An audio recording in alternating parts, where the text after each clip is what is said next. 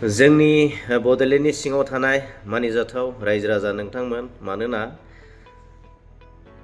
जोंनि UPPL दोलोनिफ्राय आसाम बिधान सभायाव, आसाम एसेम्ब्लियाव 7 जन MLA, बेनिफ्राय 3 MP रायजो राजा नोंथांमोन, बियो अलरेडि दंखायो जोंनाव। बिनि गेजेराव सासे MP जोंहा दिनै जोंनि मानाव गेदेर प्रमद बर' सार बिथाङा गावनि नमिनेशन पेपारखौ फिल खालामबाय। बेयो जोंनि थाखाय एकदम लाख'हायै सुख'हायै गोजोनथावना रायजो राजा नोंथांमोन। मानोना आसाम एसेम्ब्लियाव 126 MLA फोरनि गेजेराव 7 जन MLA दं UPPL निफ्राय, आरो 3 MP, रायजो सभायाव सासे, लक सभायाव सासे,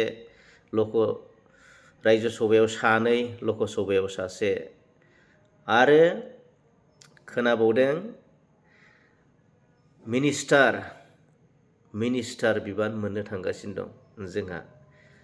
जोंनि बर'नि 3 MP नि गेजेराव सासे मिनिस्टारनि बिबान मोननो थांगासिनो दं। दा आं बे समाव मोनसे कुइसन खालामनो सानदों, बै माखासे BPFनि कर्मकर्ता, माखासे वर्कार्स दैदेनगिरिफोरा गोबां माने BTCखौ लानानै गोबां माने दुगायो आरोना, गोबां गोग्गानाय, ओरैबायदि दुगा, ओरैबायदि माने माबा खालायो, माने इग' खालायो आरोना BTCखौ लानानै। दा नोंथांमोना साननानै नाय, पावारा सोरनिया बांसिन, गोहोआ सोरनिया बांसिन, काउन्सिलनि पावारा बांसिन ना आसाम एसेम्ब्लियाव थानाय MLA फोरनि पावारा बांसिन, MP नि पावारा बांसिन? रायजो राजा नोंथांमोन, काउन्सिला मोनसे बे 6 सिडिउलनि आन्डाराव मोनसे दानानै होजानाय मोनसे council, land protection, culture identity प्रटेक्शननि थाखाय बे मोनसे दानानै होजानाय मोनसे काउन्सिल, फिसा काउन्सिल बियो। आरो बेखौ जोङो अट'नमास काउन्सिल होनना बुङो। अट'नमास स्टेट नङा, गावनो गाव माने खुंनो हानाय गोहो गैया, माने दङ खिन्थु मिनि, फिसा। दा रायजो राजा नोंथांमोन, मानोना बुंनो थाङोब्ला नैबे MLA बिधान सभायाव 7 जन आरो 3 MP, बेसो गोहोगोरासिन। बांसिन मावनो गोनां खामानिया आसाम एसेम्ब्लियावसो बांसिन दङ रायजो राजा नोंथांमोन। खोथा बुंनो गोनां, रायजोनि BTC काउन्सिलनि जौगानायनि, काउन्सिलाव फान्ड हरनायनि, लाबोनायनि बांसिन खामानिया आसाम एसेम्ब्लियाव थानाय MLA फोरनि बांसिन बिबान थायो। आरो बांसिन बिबान थायो रायजो सभा, लक सभायाव थानाय MP, मन्त्रि, MP आरो मन्थ्रिफोरनि सायाव बांसिन थायो। मानोना जोंनि काउन्सिलनि सिङाव थानाय जेसेबां माने जेंना, जेसेबां माने प्रब्लेमफोर दङ, बेखौ दिल्लीयाव पार्लियामेन्टआव MPआसो बेखौ माने मा खालायो, दाबि खालामनो गोनां जायो, माने डिमान्ड खालामनो गोनां जायो। बेयाव माने फोरमायनो गोनां जायो, माने फोरमायनायनि गेजेरजोंसो फोरमायब्लासो माखासे समस्याफोरा समाधान जानानै फैयो। काउन्सिला माखासे जेंनाफोरखौ समाधान खालामो।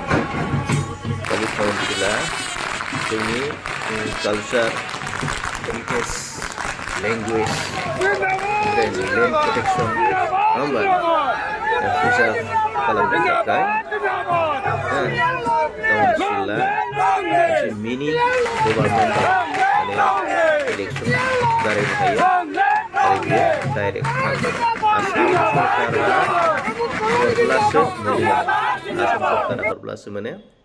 बिनिखायनो दिनै BP एबा BJPजों एलायन्सआव थायागौमानि माने जेबो राहा गैया बिसोर माने ओरैबायदि माने बिसोरो BJPआ गोसोबायदि खालामनो हायो बिसोरखौ साब्रै 15टा सिटआव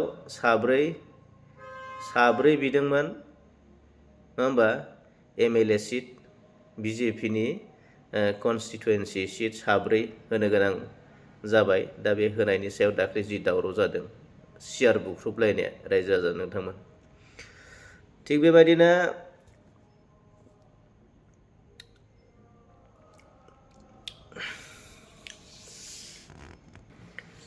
BJP सरकार मानव गेदेर गिबि मन्त्रि डक्टर हिमन्त शर्मा सारा माने गोसोबायदि खालामनो हायो मानोना सेन्ट्रेला आसाम सरकारनोसो फान्डखौ हरो माने 1500